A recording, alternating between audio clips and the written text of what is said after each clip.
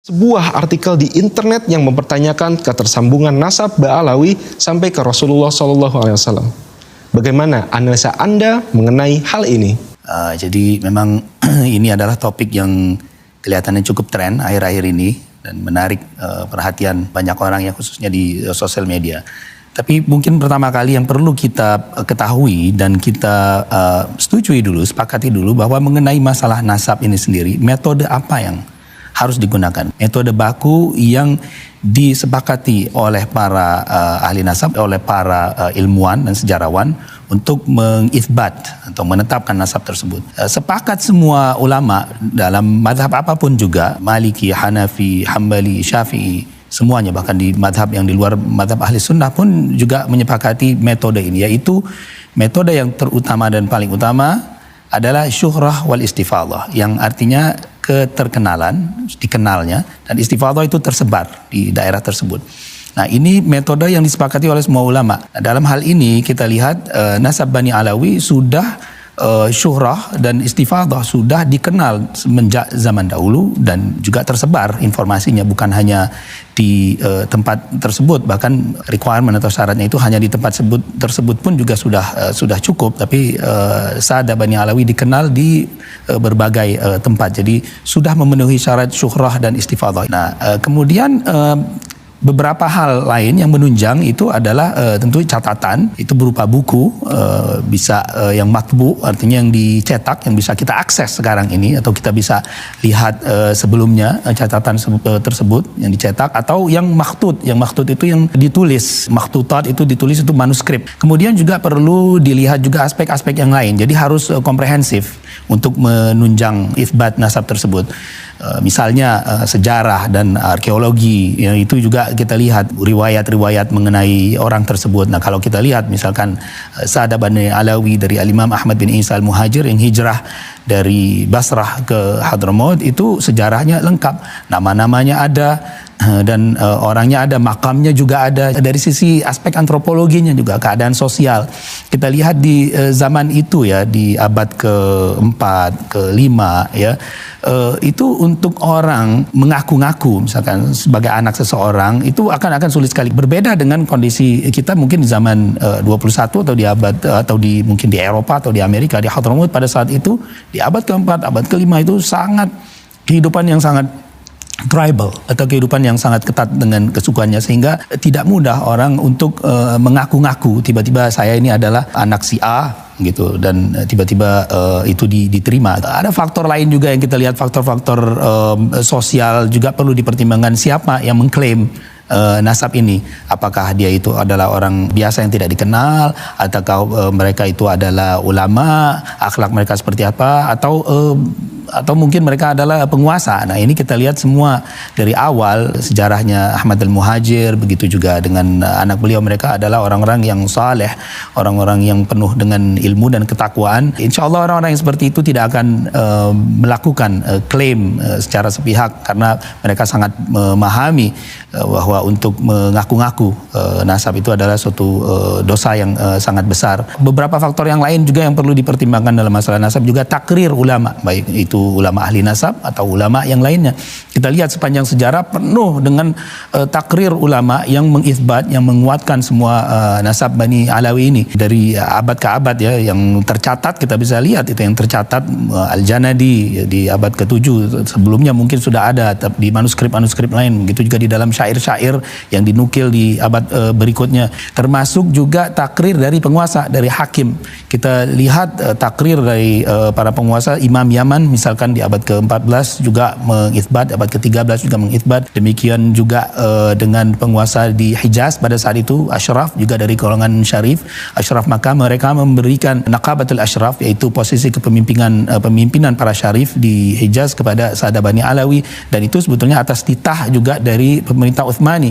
Pemerintah Utsmani pada saat itu mereka mengeluarkan keputusan bahwa hanya orang yang betul-betul sudah diverifikasi dan valid nasabnya yang boleh menyandang gelar Sayyid Syarif pada saat itu. Begitu juga apalagi yang menempati posisi sebagai pemimpin para Sayyid atau Syarif. Nah, kepemimpinan Sayyid dan Syarif ini juga silih berganti, terkadang pemerintah Utsmani yang langsung memberikan keputusan tersebut, atau juga wakil mereka yaitu para Syarif, yaitu para penguasa Amir yang berada di Hijaz. Dan dilihat dari sejarahnya, Bani Alawi sering sekali, malah dominan sekali mereka diberikan kepemimpinan Naqib al-Ashraf atau Naqib al-Sadah pada saat itu, ya, pemimpin para Sayyid yang mengurus urusan-urusan mereka. Nah, dari sini sangat tidak logis ya apabila seorang yang nasabnya diragukan, mereka dipilih sebagai Naqibul Ashraf di Hijaz, apalagi pada saat itu, dan penuh dengan para ulama ya, dan para ulama juga memberikan takrir yang menguatkan nasab mereka ini. Misalkan penggunaan nama, kita tahu Bani Alawi itu adalah keturunan daripada Alawi, kan, keturunan Alawi, makanya disebut dengan Alawi karena salah satu dari leluhur mereka, kakek mereka bernama Alawi atau Alwi yang biasa dikenal dengan dialek Hadramaut. Penggunaan nama Alawi itu sendiri baru pertama kali digunakan di Hadramaut pada zaman itu oleh beliau, anak yang bernama Alawi ini sendiri. Jadi belum ada nama tersebut digunakan sebelumnya. Itu bisa dicek di kitab biografi atau disebut dengan tarajim. Alawi itu sendiri adalah nama yang dinisbahkan kepada Ali bin Abi Thalib, baik itu keturunan atau pengikutnya. Nah, orang di zaman itu tidak ada yang merasa berhak atau merasa ingin menamakan anaknya Alawi karena mereka tidak bernisbah kepada Ali bin Abi Thalib.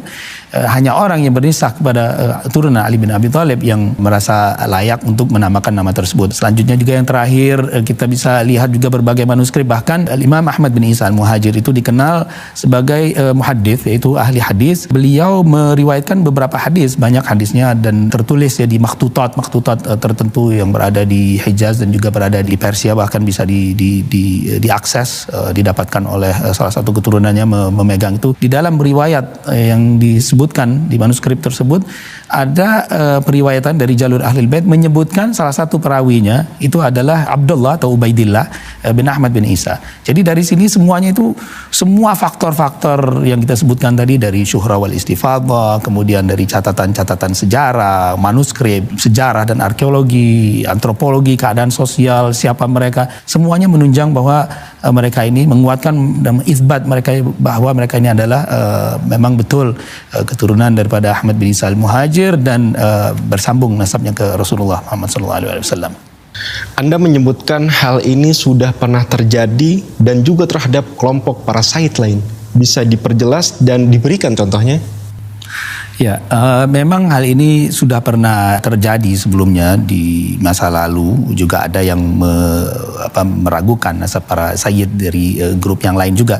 Cuma memang kita lihat di saat ini banyak di amplify atau diperkuat oleh medsos ya, di internet, di era internet ini. Dulu kan belum ada. Ya, hal ini memang bukan hal yang baru. Kita bisa lihat bahkan nasab para Sadah, kelompok Sadah yang sudah sangat terkenal sekalipun juga di challenge atau ditantang. Ada juga yang tidak percaya dengan hanya mengandalkan 1-2 tulisan gitu. Jadi mereka menggunakan logika saja. Mereka mencoba menegasi nasab-nasab yang sudah masyhur. Misalnya bahkan nasab Qatadat itu, Al-Qatadat itu para asyraf Mekah, para penguasa-penguasa Mekah zaman dahulu dan Madinah juga. Mereka adalah para amir-amir di Mekah dan Madinah sampai ratusan tahun ya. Mereka bahkan nasabnya dianggap mutawatir, disebutkan oleh Ibnul Katsir, oleh Ibnul Athir. Itu pun juga ada yang meragukan, dianggap mereka ini datang menisbahkan diri karena mereka menjadi penguasa pada saat itu, menisbahkan diri kepada keturunan Rasulullah, menisbahkan diri kepada Sayyidina Al-Hasan bin Ali.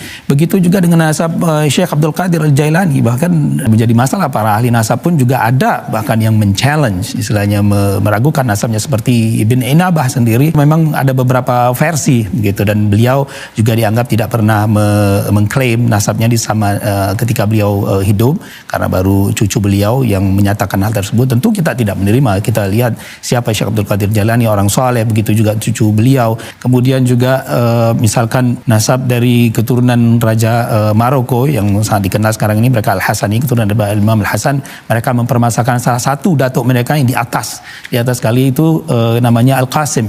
Al-Qasim bin Muhammad, anak daripada Imam Muhammad Nafsu Zakiyah, salah satu leluhur mereka.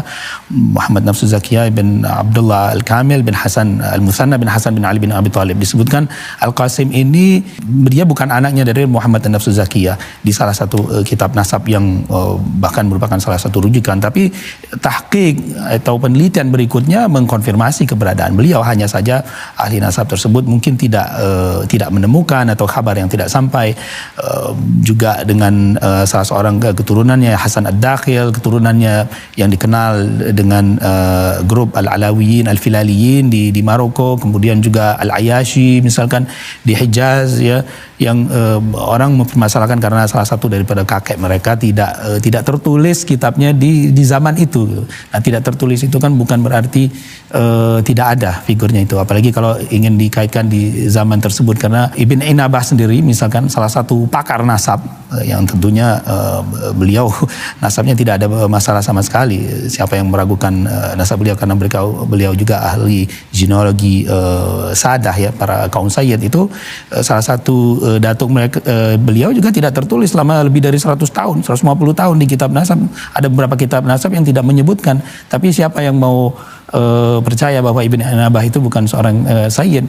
Begitu juga dengan keluarga terkenal lain seperti Al-Ahdal, salah satu kakek mereka pun juga tidak tertulis, bahkan di atas sekali anaknya Imam Musa Al-Kazim yang bernama Aun bin Musa, ada yang mempertanyakannya. Kemudian ada kelompok Sada yang sangat terkenal, misalkan Bahrul Ulum di Timur Tengah ya, dikenal dengan tokoh-tokoh ilmuannya, keluarga Bahrul Ulum dan keluarga Al-Hakim juga, itu juga dipermasalahkan karena dianggap salah satu daripada datuk mereka itu nggak ada. Bahkan Ibn Funduk nih, dalam kasus Bahrul Ulum itu keluarga Bahrul Ulum dan Al-Hakim, salah satu keluarga yang sangat terkenal di Timur Tengah, itu salah seorang ahli nasab meragukan keberadaan daripada datuk mereka. Juga dengan Al-Sadar juga dianggap menisbahkan kepada salah seorang leluhur Sayyid pada saat itu. Jadi hal-hal seperti ini memang sudah pernah ada, bukan tidak ada, tapi semuanya itu tidak valid karena sudah ditahqiq oleh para ulama-ulama ahli nasab akan kebenarannya. Keluarga-keluarga ini semuanya memang sudah benar, masyhur, mustafid, dikenal, diakui oleh para ahli nasab, ahli sejarah, mereka adalah Sada. Yang saya ingin sampaikan di sini bukan hanya Bani Alawi saja yang di-challenge. Bahkan kalau untuk kasus Bani Alawi belum ada satu ahli nasab pun dari zaman dulu sampai di abad ke-20 yang meragukan atau yang menolak nasabnya, kecuali memang di abad 20 sudah yang ada mau tulis dengan menggunakan yaitu metode yang sebetulnya tidak disepakati. Oh, nggak ada di kitab ini di zaman ini. Wah, itu sendiri metode yang tidak ada sebetulnya, tidak ada kaidah dalam ilmu nasab. Kira-kira mungkin seperti itu mungkin bisa memberikan sedikit gambaran. Jadi bukan hal yang baru, hanya saja internet yang menambah tersebarnya informasi ini. Dari berbagai carut-marut di sosial media mengenai masalah ini, ada yang menantang pembuktian nasab untuk keturunan Rasulullah menggunakan tes DNA. Bisa Anda jelaskan mengenai DNA itu sendiri dan tes DNA itu seperti apa?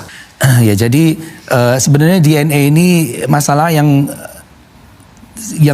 tidak sederhana ya, masalah yang cukup kompleks ya, harus dijelaskan sebetulnya oleh para ahlinya.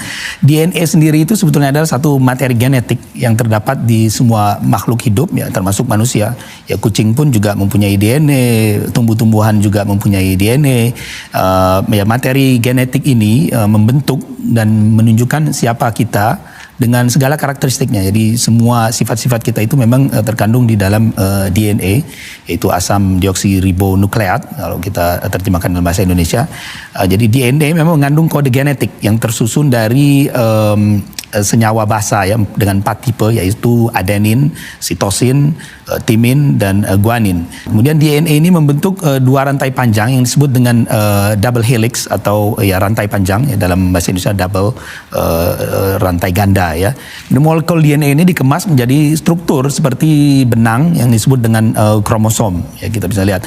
Di dalam sel manusia ada 46 kromosom yang terdiri dari 23 pasang yang masing-masing diturunkan oleh oleh kedua orang tua kita. Nah, di dalam setiap kromosom itu ada terkandung jutaan DNA, bahkan ratusan juta tergantung kromosomnya ya. Jadi manusia mempunyai 46 kromosom, terdiri dari 23 pasang masing-masing dari pihak ayah dan 23 dari pihak ibu. Nah, kalau dipetakan ya semua genom manusia ini dalam satu sel itu berjumlah sekitar 3 miliar pasangan basa. Jadi tadi kita sudah tahu ada pasangan basa ya, ada 4 ya, adenin, timin, guanin, sitosin.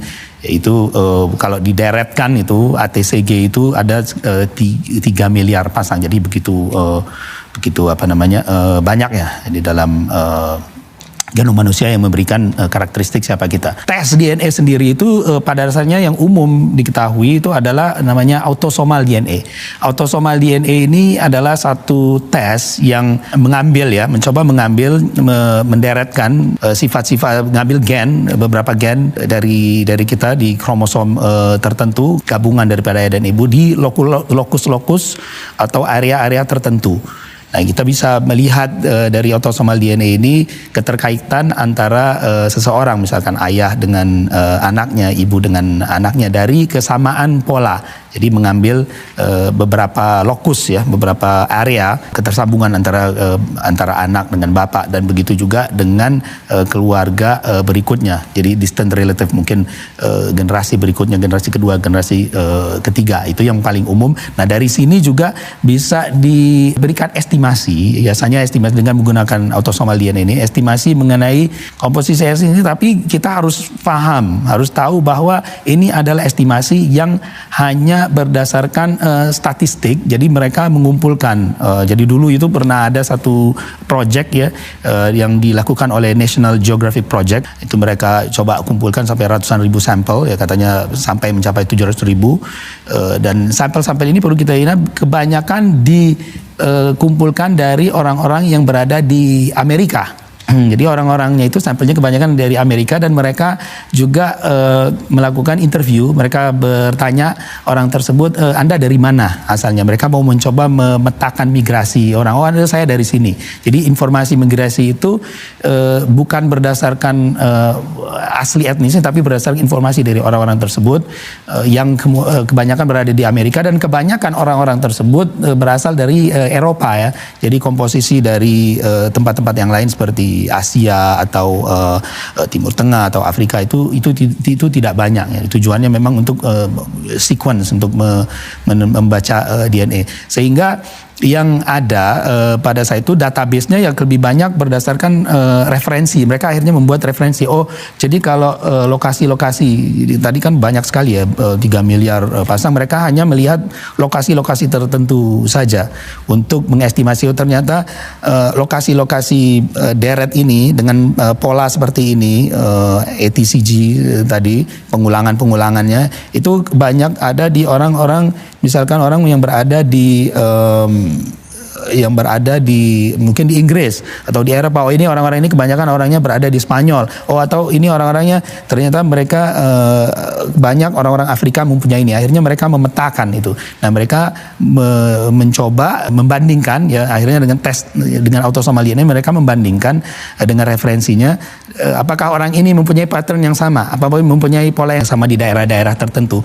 Itu sebetulnya tidak berarti 100% bahwa orang tersebut adalah berasal dari etnis tersebut ya. Cuma kebetulan mungkin di etnis tertentu pola ini dominan, sehingga mereka bandingkan, oh, orang ini mempunyai sharing deret DNA di daerah-daerah sini, dan kebetulan deret DNA tadi yang ATCG tersebut itu banyak dan dominan dimiliki oleh orang-orang yang berada di daerah tertentu. Nah, itu akhirnya mereka coba kerucutkan. Jadi itu sangat tergantung dengan database-nya, dan database itu memang dari waktu ke waktu diperbaiki ya. Mereka perusahaan-perusahaan DNA itu mereka mencoba menambah atau mengumpulkan data-data atau sampel-sampel baru, dan mencoba juga menginterview, ini daerah ini kita udah dapat lagi, dan mereka coba bandingkan ya. Nah, tapi sama sekali itu tidak menunjukkan kepastian, apalagi untuk generasi-generasi sebelumnya. Itu autosomal DNA sendiri kita bisa lihat di berbagai situs tes DNA hanya bisa mengestimasi sekitar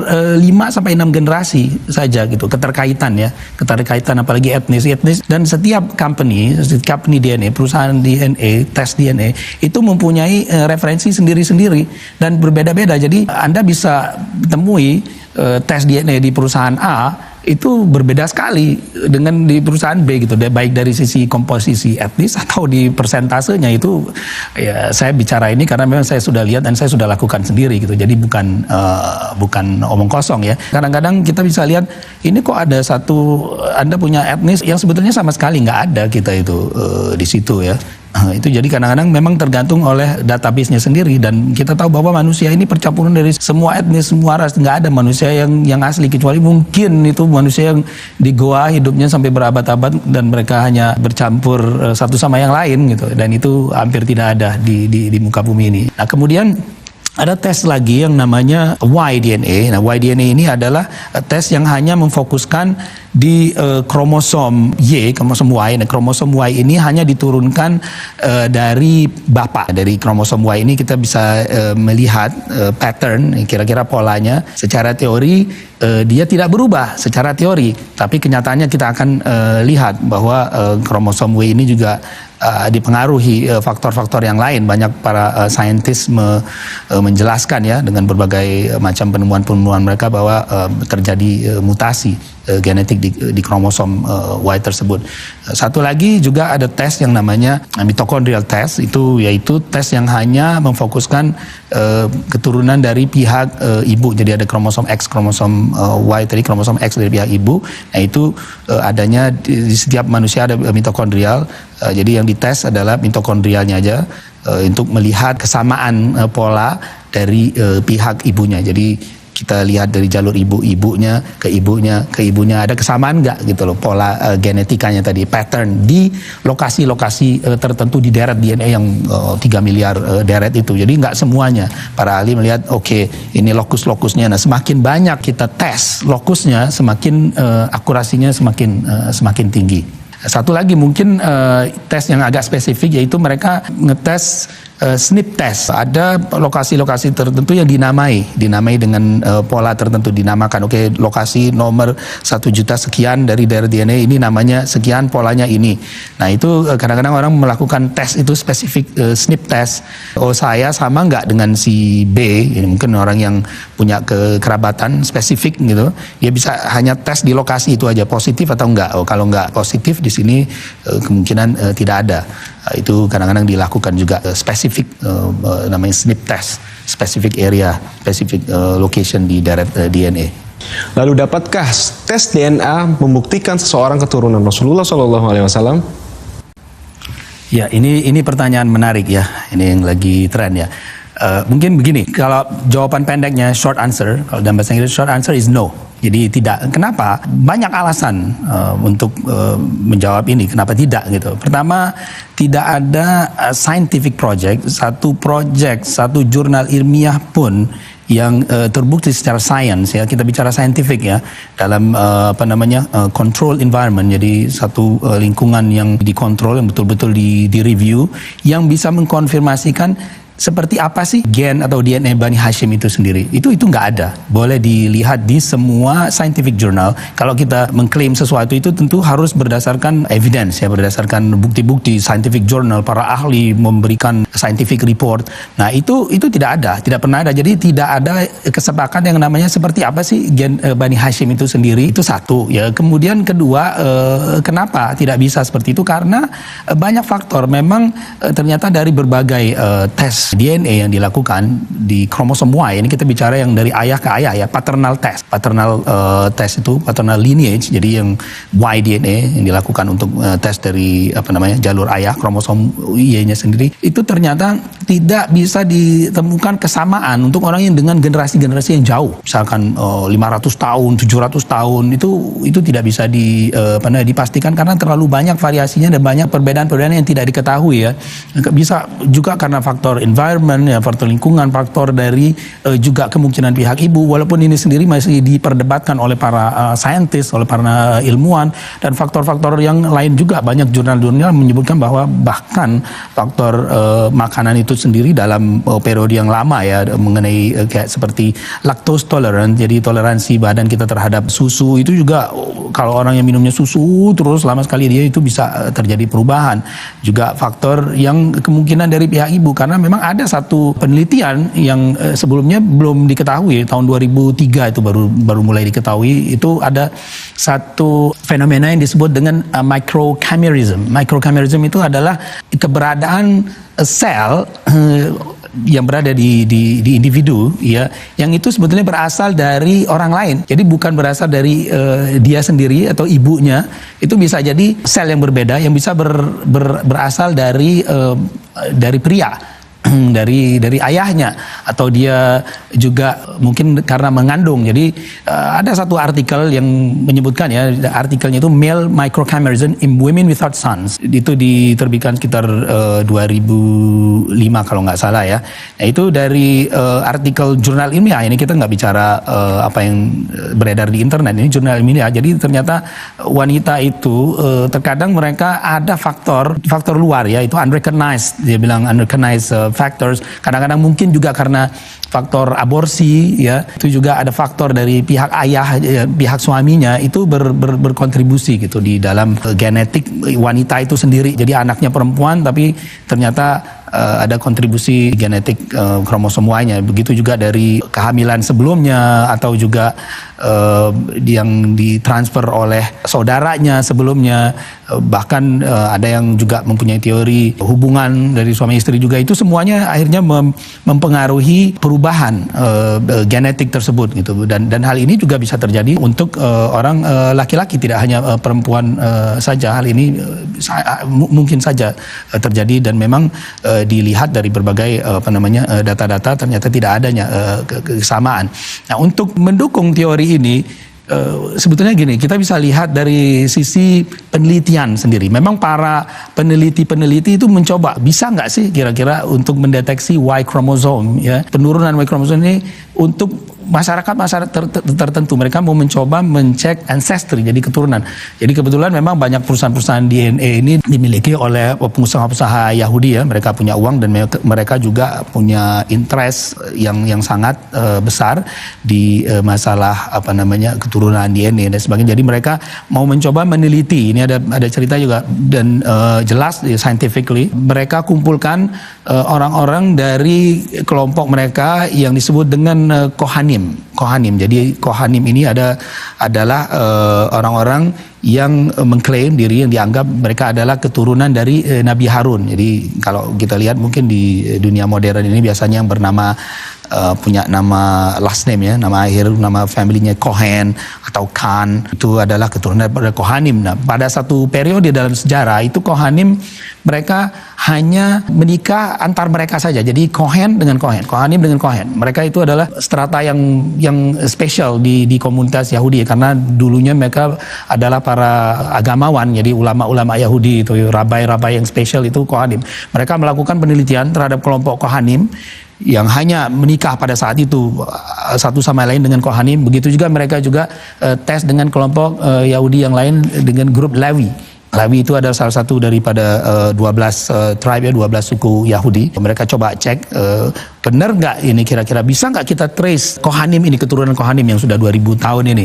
Mereka lakukan penelitian yang betul-betul serius, ini scientific, bukan cuma berdasarkan internet ya. Mereka kumpulkan ratusan orang Kohanim tersebut. Akhirnya mereka tes. Ketika mereka tes ternyata mereka temukan memang banyak kesamaan dari orang-orang yang mempunyai jalur keturunan Kohanim sendiri, tapi mereka tetap tidak menemukan 100% sama. Ternyata banyak. Ini orang-orang yang Kohanim, termasuk Kohanim juga, itu mempunyai pola genetik Y yang dinotasikan dengan haplogroup ya. Untuk di grupnya haplotype yang lebih kecil lagi, dan SNP ya, pattern atau pola-pola tertentu di deret DNA-nya.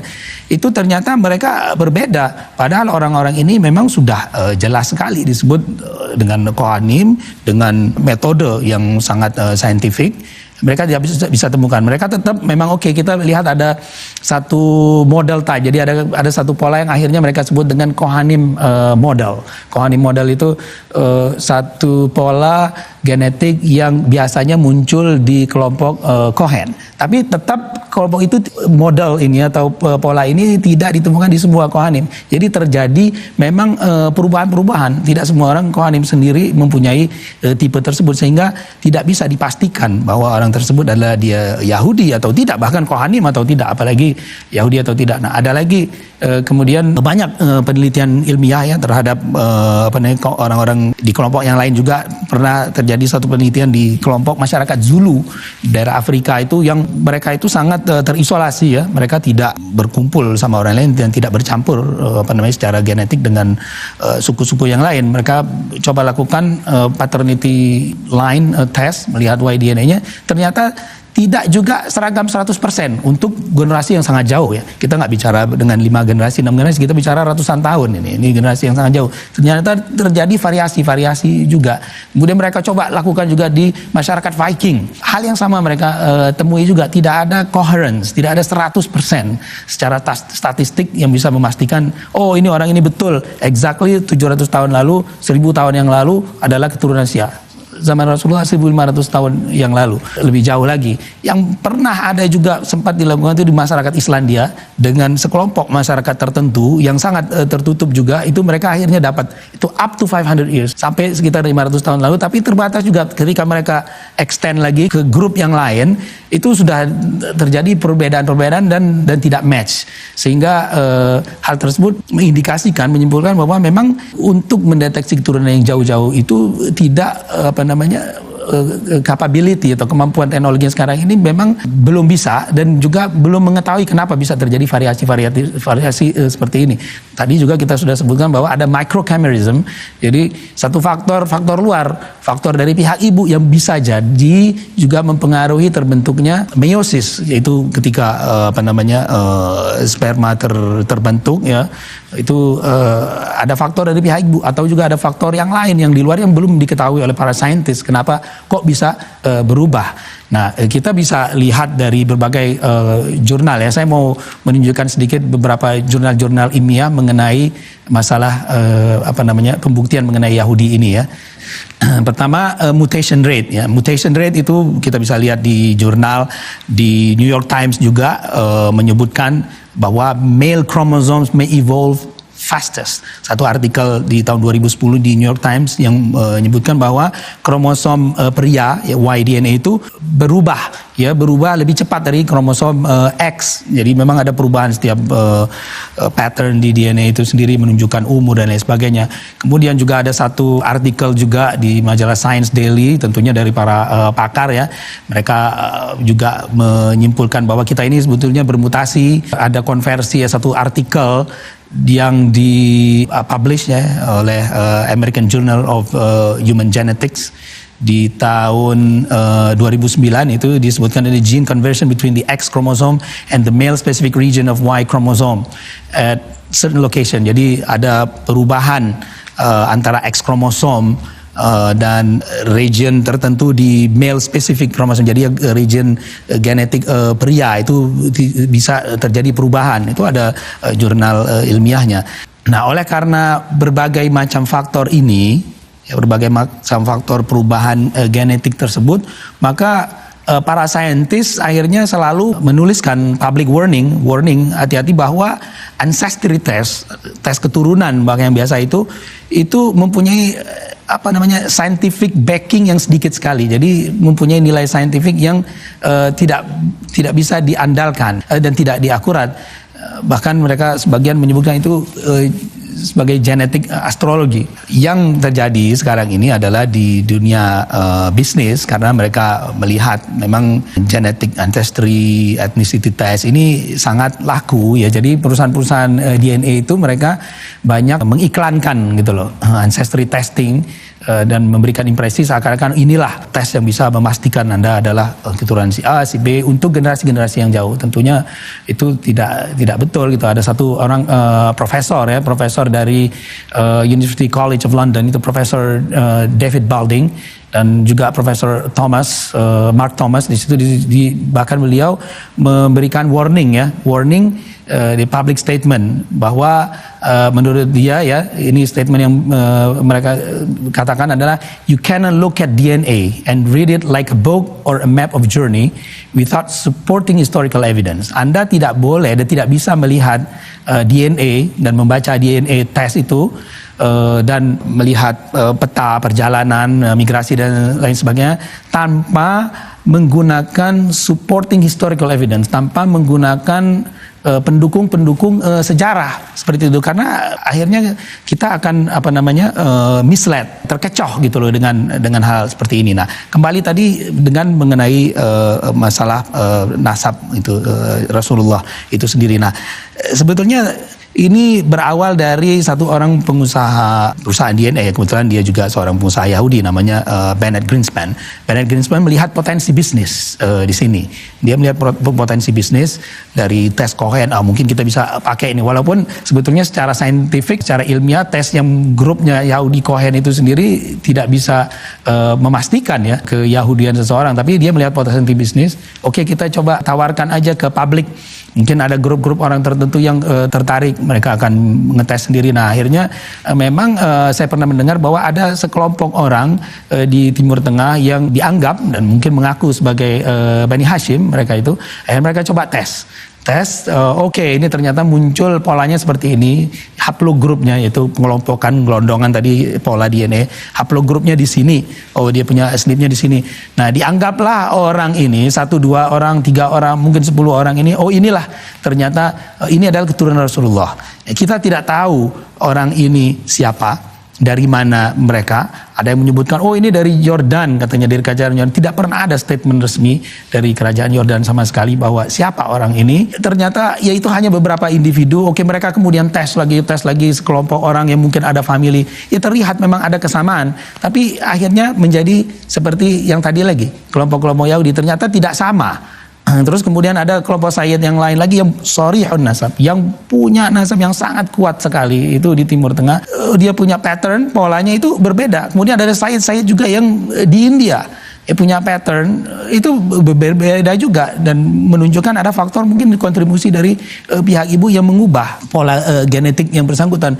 Juga sebagian Sadah yang ada di Afrika Utara, katanya ada kelompok yang bahkan juga sangat kuat, yaitu termasuk dari keluarga kerajaan Maroko, itu berada di haplogrup yang sangat berbeda sekali. Yang tadinya ini haplogrup J katanya, yang ini haplogrup G. Kita melihat perbedaan pola, dan dari beberapa ratus orang saja yang ngetes, dan mungkin sebagian spesifik karena banyak sekali kan kelompok Sada yang lain yang tidak pernah dites kelompoknya seperti apa. Kita lihat mereka bervariasi sama sekali, sehingga untuk ngetes nasab yang jauh itu sama sekali tidak bisa digunakan metode DNA ini. Pernah juga akhirnya, karena memang tadi secara bisnis kan menjadi ramai, banyak orang akhirnya coba ngetes di sini. Kebetulan di Timur Tengah mereka itu sangat senang ya dengan nasab. Jadi bukan cuma kelompok Bani Hashim misalnya, ada juga kelompok Quraisy, ada juga kelompok yang mencoba mengetes Bani Tamim. Kita ini dari kelompok Bani Tamim. Gitu. Mereka coba itu lakukan di Timur Tengah. Ternyata pattern mereka polanya berbeda semua juga. Bahkan satu lagi yang paling mungkin menarik juga. Oke lah, ini kita ternyata berbeda. Coba kita tes dengan satu kelompok Quraisy, yaitu kelompok Bani Syaibah. Namanya Bani Syaibah itu dikenal adalah penjaga yang pemegang kunci Ka'bah. Pemegang kunci Ka'bah. Ya, Bani Syaibah, Syaibi atau Syaibani. Dan mereka turun-temurun dari zaman Nabi sampai zaman sekarang, mereka estafet menerima kunci Ka'bah. Menurut berita, ya kita kalau merefer ke internet, menurut berita salah seorang dari keluarga tersebut Bani Syaibah, mereka melakukan DNA test, dan ternyata tes DNA-nya sama sekali tidak sama dengan sebagian tes yang dianggap. Yang kita bisa dianggap, ini sebetulnya Quraisy, Bani Hashim. Lah bagaimana mungkin orang yang secara historical, secara sejarah mereka Sadanatul Ka'bah, disebut pemegang kunci Ka'bah, yang sudah pasti nasabnya jelas, Quraisy berbeda dengan sekelompok orang yang lain gitu. Bahkan kalau kita bicara haplogroup itu beda sekali. Wah, ini kok ribuan tahun beda. Jadi memang tidak ada satu pattern yang bisa memastikan istilahnya orang-orang ini si A adalah keturunan si B dengan jarak yang begitu jauh. Karena macam-macam faktor tadi yang belum diketahui oleh sains. Jadi kesimpulannya seperti itu. Jadi ya tidak bisanya itu bukan tidak mau, nggak mau tes DNA, nggak bisa. Memang toolsnya tidak memungkinkan untuk melakukan pembuktian secara DNA untuk nasab-nasab yang jauh. Oleh karena itu ya bahkan kelompok Yahudi sendiri ya mereka di salah satu jurnal ilmiah mereka melakukan penelitian yang ditulis oleh Brinkman, oleh Nebel, Philon, itu di situ disebutkan bahwa memang tidak bisa, dan ini diterbitkan oleh American Journal of Human Genetics. Kemudian juga salah seorang peneliti juga Falk di tahun 2015 juga menulis di jurnal ilmiah Frontiers of Genetics atau majalah genetika ya. Di situ menyebutkan kesimpulannya dari artikel ilmiah dia adalah genetic markers cannot determine Jewish descent. Jadi genetic marker yang tadi kita sebut pattern-pattern pola-polanya tidak bisa memastikan keturunan Yahudi Anda. Nah, demikian juga yang lainnya, banyak sekali juga artikel-artikel ilmiah yang menyebutkan hal ini. Saya juga akan mencoba mengquote disclaimer yang ada di berbagai situs-situs genetika ya, situs-situs genetika, bahkan di situs-situs genetika DNA-nya orang-orang Yahudi sendiri ya. Ini salah satu daripada artikel ilmiah juga menyebutkan bahwa it was suggested, dia bilang that to lead the public mistake, the genetic findings as scientific evidence that Kohanim were descendant of Aaron himself. Ini menunjukkan sugesti yang tidak benar, bahwa menunjukkan ke public mistake, jadi kebohongan publik bahwa genetic finding yang ada itu menunjukkan mereka adalah keturunan Kohanim. Juga di salah satu situs genetika yang bernama sequence.com, di situ disebutkan Jewishness is more difficult to identify in genetic testing than other ethnic groups.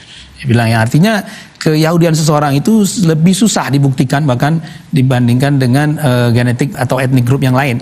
This is because there is no specific gene that makes a person as Jewish. Karena nggak ada ternyata gen yang membuat seorang itu adalah disebut dengan Yahudi. Dia bilang straightforward DNA examination cannot conclusively tell a person whether or not they are of Jewish descent. Dia bilang hanya tes DNA saja, dia bilang sama sekali tidak bisa menyimpulkan Anda adalah seorang Yahudi atau merupakan bagian daripada populasi Yahudi. Demikian juga di situs DNA Yahudi yang lain disebutkan tidak ada dalam DNA Anda yang dapat memberitahu apakah Anda itu termasuk orang Yahudi atau yang lainnya. Satu-satunya cara untuk membuktikan keturunan Yahudi adalah dengan menghubungkan silsilah keluarga Anda dengan leluhur yang secara historik dikonfirmasi sebagai Yahudi. Nah, ini orang Yahudi yang sudah melakukan scientific research.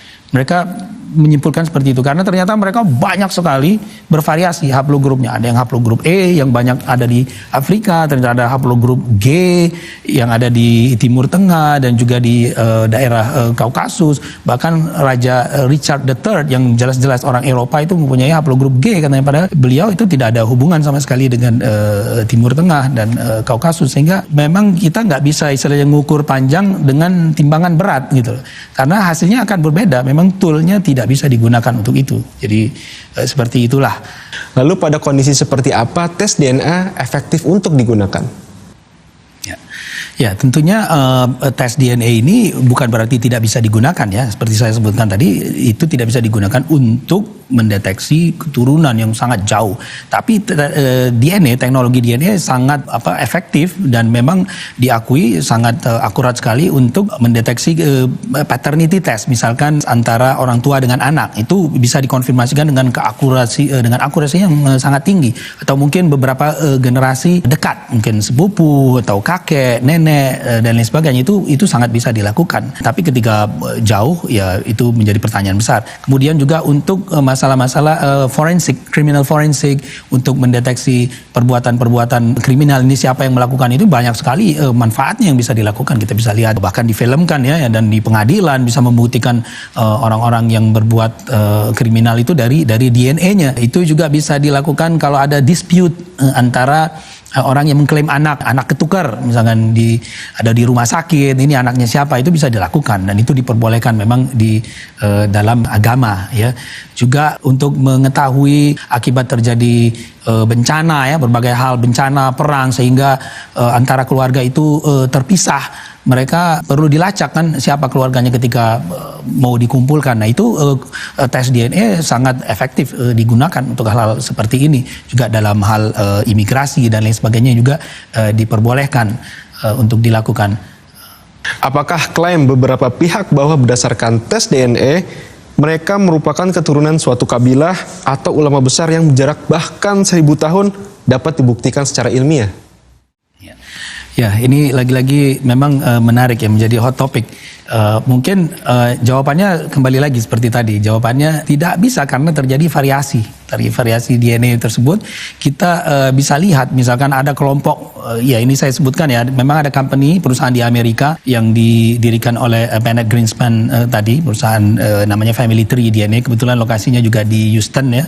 Saya tahu itu lokasinya di mana Bennett Greenspan melihat opportunity bisnis dan dia memfasilitasi interest group, beberapa interest group. Jadi kalau siapa yang mau ngetes DNA, oke, saya fasilitasi ini, mau bikin grup-grup sendiri. Misalkan keluarga orang, katakanlah orang Batak mau bikin sendiri. Oh ya, siapa yang mengaku sebagai orang Batak, masuk gitu di interest group.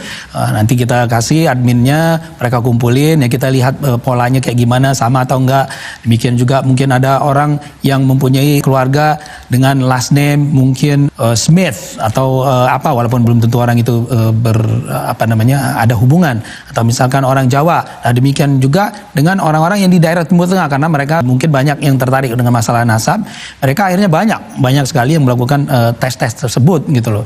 Ada grupnya Kohton, ada grup Adnan. Mereka mau lihat ada nggak kesamaan pola antara grup Kohton dengan Adnan yang secara menurut sejarah katanya oke, ini grup Adnan ini adalah keturunan Nabi Ismail, grup Kohton ini berbeda. Tapi yang mereka dapatkan ternyata terjadi berbagai macam variasi yang tidak sesuai dengan bukti-bukti sejarah. Demikian juga yang lebih spesifik ke daerah Bani Tami, Bani Hashim, saya sudah sebutkan, Sadanatul Ka'bah. Nah ini mungkin tokoh. Ada juga yang di Family Tree DNA itu bahkan tokoh, misalkan kalau tokoh Islam ya kita lihat misalkan Syekh Abdul Qadir Jailani. Ada yang mengklaim seperti itu. Syekh Abdul Qadir Jailani di Family Tree DNA ada, difasilitasi orang-orang yang merasa, mengaku atau diakui sebagai keturunan Syekh Abdul Qadir Jailani. Ternyata dari berapa orang tersebut, 91, mungkin hanya sekitar 6 atau 7 orang, exactly saya detailnya nggak hafal ya berapa nama, tapi di bawah 10 orang itu yang hanya berada dalam satu grup yang berkelompok sama. Sementara yang lain yang juga Jailani, ada yang bukan Jailani memang kita tahu, yang kebetulan mereka juga ada keturunan Syekh Abdul Qadir Jailani, mereka tidak berada di grup yang sama. Jadi mau bagaimana ini? Kita mau bilang orang ini betul-betul bukan Jailani, padahal sebagian mereka betul sorihun nasab, orang yang mempunyai nasab yang jelas. Dan bahkan kalau kita lihat lagi dari kelompoknya Jailani itu di grup J, pola haplogrupnya 172 ya, J172, di situ 171, itu sama sekali tidak bersambung dengan grup yang tadi yang disebut dengan Quraisy atau grupnya yang keturunan Al-Hasani, keturunan Sayyidina Hasan. Lah ini mau bagaimana? Kita bilang yang grupnya Jailani bukan yang keturunan Sayyidina Hasan karena tidak match. Kita tidak mau begitu karena ini seperti tadi, kembali lagi kita mau ngukur panjang dengan timbangan yang keluarnya berat gitu. Yang ada di masyarakat sekarang ini itu di sosial media itu memang mengeluarkan ya itulah memang ada sebagian di drive oleh faktor-faktor bisnis, perusahaan-perusahaan genetik itu ya, mereka melihat ini opportunity dan ini akhirnya menimbulkan sebetulnya kekacauan dan ini sebetulnya sudah terjadi di Timur Tengah ya. Mungkin di Indonesia kita nggak terlalu banyak yang fokus atau tertarik dengan masalah tes DNA ini, tapi di Timur Tengah dalam belasan tahun terakhir ini terjadi kekacauan. Oleh karena itulah kemudian Majma' Fiqhi, jadi lembaga fiqh di Saudi Arabia, di Mekah waktu itu mengeluarkan statement, mengeluarkan qarar yang melarang metode itsbat DNA ini untuk nasab-nasab yang nasab-nasab jauh. Itu ada qarar dari Rabita Alam Islami dalam pertemuan mereka yang ke-16 yang disebutkan tahun 2002 ini, bahkan itu qarar nomor 95 ya. Itu yang terkait mengenai tes DNA. Ini saya bacakan saja qararnya, ada 4 qarar ya. Di sini yang menarik adalah qarar nomor 3 dan nomor 4. Ya, disebutkan ya disebutkan thalithan, yaitu yang ketiga, dibilang qarar ketiga adalah la yajuzu syar'an al-i'timadu 'ala al-basma al-warathiyah fi nafyin nasab wa la yajuzu taqdimuha 'ala al-li'an. Tidak diperbolehkan secara syariat untuk mengandalkan tes DNA untuk menafikan nasab, untuk menolak nasab, dan bahkan tidak diperbolehkan metode tersebut sebagai syarat utama untuk li'an. Kemudian ini yang lebih menarik lagi, qarar nomor 4. Ini yang sangat penting sekali. Ini bilang rabi'an, ini qarar nomor 4. La yajuzu istiqdamul basmah al-warathiyah biqasdi ta'akkud min sihhatil ansab ats-tsabitah syar'an. Ini qarar dari Rabithah al-Islami, organisasi Islam internasional, diakui seluruh dunia. Artinya tidak diperbolehkan menggunakan metode DNA dengan tujuan untuk memastikan nasab-nasab yang sudah pasti, yang sudah diakui secara syariat. Dan ansab, para nasab-nasab yang sudah diakui secara syariat itu nasab-nasab yang seperti tadi itu, seperti nasab Bani Syaibah, Sadanatul Ka'bah, pemegang kunci Ka'bah. Dan terus dibilang ini bukan dari Nabi, ini dari Nabi yang memberikan mandat penjaga kunci Ka'bah sampai sekarang ini. Ternyata mereka ketika dites, sebagian keluarganya ada yang beda. Oh, ini muncul katanya ini banyakkan pola ini, ternyata polanya ada dari India, padahal tidak mungkin hal tersebut terjadi. Begitu juga nasab sadah yang berbagai macam, ternyata ada grup sadah, misalkan Ar-Rifai itu muncul di haplogrup grup yang berbeda. Ada lagi grup sadah yang sangat sorihun nasab, sangat terkenal itu di daerah Irak misalnya, itu Musya'in. Itu para sayyid yang mereka itu dulu amir ya, maksudnya termasuk punya kedudukan di daerah Irak. Itu juga berbeda haplogrup atau patternnya dengan sebagian orang-orang yang kebetulan sudah ngetes munculnya berbeda dan dijadikan referensi. Jadi tidak ada referensi. Kalau kayak gini kan jadi semua akhirnya menjadi masalah. Oleh karena itulah tidak diperbolehkan oleh Rabithah al-Islami menggunakan metode DNA ini sebagai jalan untuk melakukan tes. Demikian juga Darul Ifta di Mesir, itu lembaga fatwa di Mesir, itu juga memberikan statement yang sama, yaitu menolak garis keturunan melalui tes DNA. Seperti apa kemudian metode apa yang diperbolehkan DNA, saya sudah jelaskan tadi. Hal-hal tertentu untuk nasab yang dekat boleh. Lalu bagaimana bersikap dengan adanya hasil tes DNA salah satu dari Alawiyyin yang justru lebih dominan gen India dan sangat kecil gen Arabnya? Ya, oke.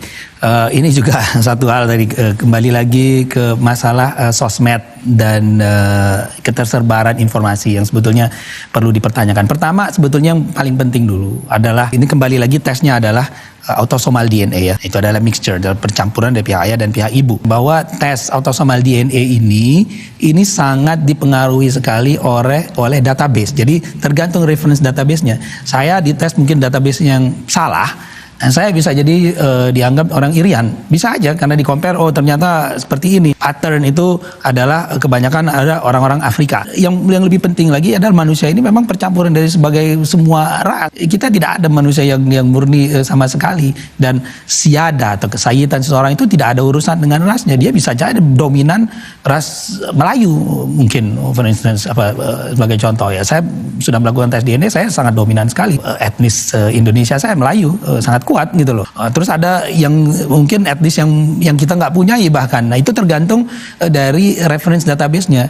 Nah untuk tes-tes seperti itu kita tidak tahu reference database mereka itu seperti apa. Satu. Kedua tadi kan memang manusia itu kumpulan dari berbagai ras dan tidak ada hubungan sama sekali dengan kesayidan atau tidak. Oke, ada gen Arabnya atau Timur Tengahnya atau banyak atau tidak. Kita bisa tes para sayyid sadah yang ada di India, mungkin mereka akan dominan gen Indianya, atau yang di Afrika akan dominan gen Indianya, karena sudah terjadi berbagai percampuran. Di samping reference database yang sangat-sangat dipertanyakan tadi ya, itu sebetulnya sangat dipertanyakan keakuratan. Kalau dia bisa tes juga di perusahaan yang lain, mungkin di Amerika, itu yang bersangkutan pasti akan melihat hasil yang berbeda. Saya sendiri pun nggak tahu apakah hasil itu benar atau tidak.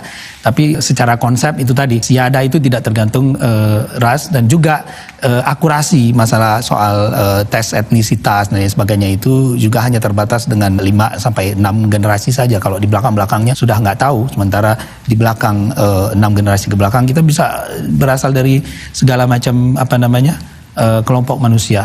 Rata-rata Alawiyyin saat ini merupakan keturunan ke-38 sampai ke-44. Secara kalkulasi matematis, hal ini dianggap tidak ilmiah. Bagaimana tanggapan Anda terhadap hal ini? Ya, ini juga yang saya sempat lihat juga mungkin ada di sosial media juga ya yang mempertanyakan mengenai hitungan ya keturunan kesekian-sekian.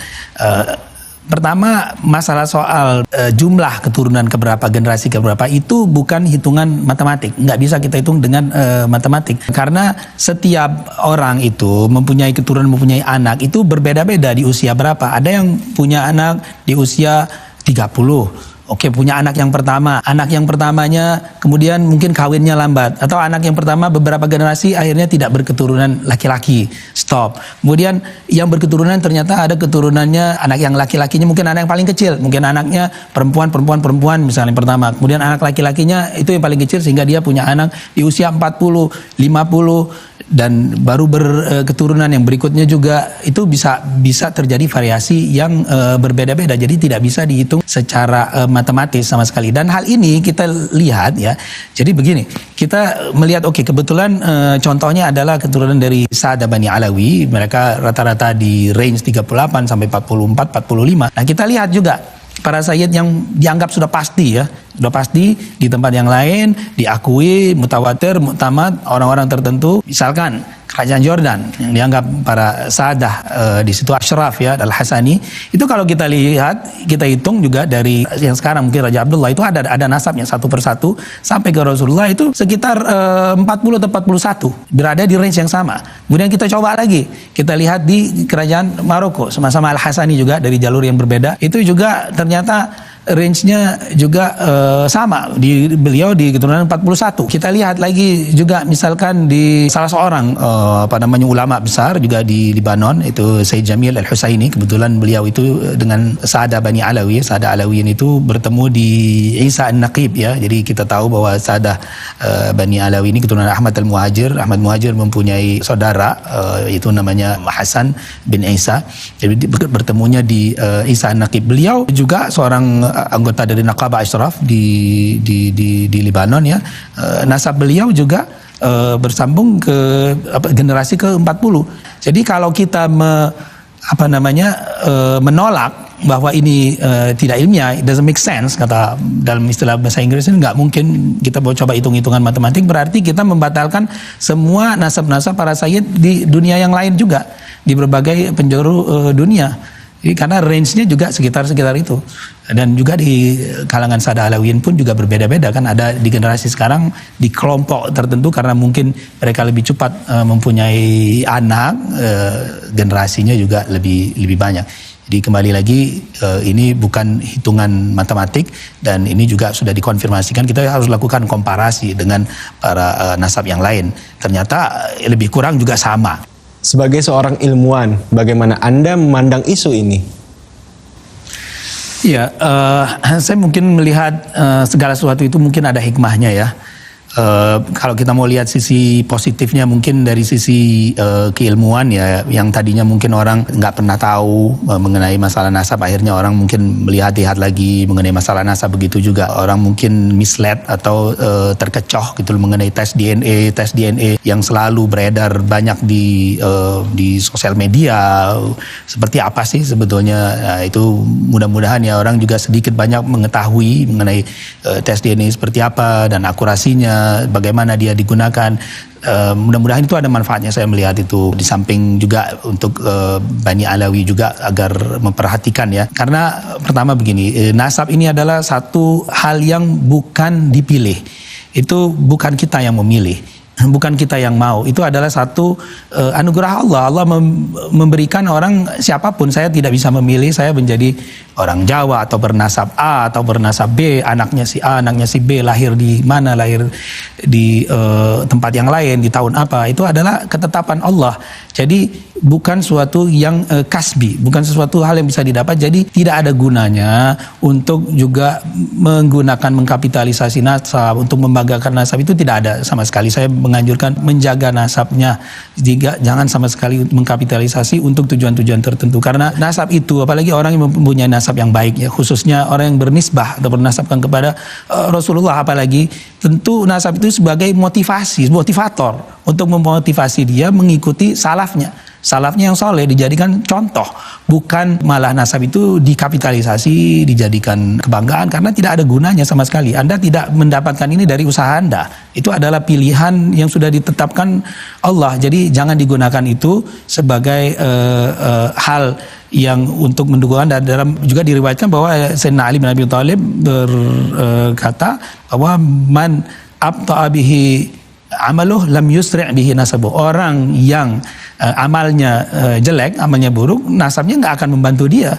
Jadi nasab itu sebetulnya motivator untuk membuat kita semakin baik, mengikuti salaf kita. Kalau kita mempunyai salaf, orang-orang leluhur yang baik, ikutilah leluhur kita jaga. Jangan sampai orang malah melihat kok nasabnya baik, kok mungkin yang bersangkutan mungkin tidak merepresentasikan nasab tersebut. Ya, di lain pihak juga yang namanya walaupun sada, sayyid dan lain sebagainya orang bernasab baik itu mereka juga manusia. Semua bisa berbuat salah, tetapi saya juga menganjurkan jangan karena satu atau dua orang yang mungkin kita tidak cocok akhirnya kita mengeneralisir semuanya, bahkan melakukan satu ta'an itu istilahnya menafikan nasab seseorang, bukan seseorang, bahkan satu kelompok besar dan hal ini sangat berbahaya dan merupakan satu dosa yang bisa membawa mudarat bagi kita juga.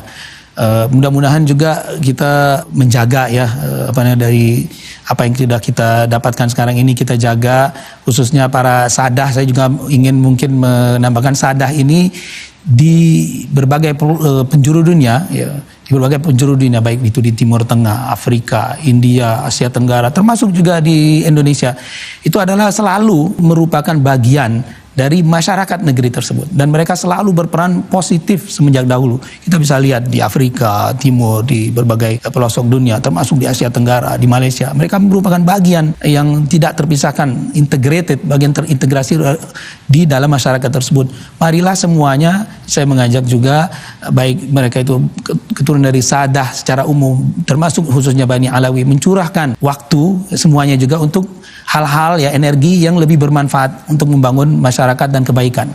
Yang lain juga saya unjukkan, marilah kita fokuskan dengan hal-hal lain yang lebih bermanfaat dibanding kita menggali hal-hal yang sebetulnya tidak ada manfaatnya pada saat ini. Mungkin itu yang saya bisa sampaikan. Billahi taufiq wal hidayah wal afu minkum. Assalamualaikum warahmatullahi wabarakatuh.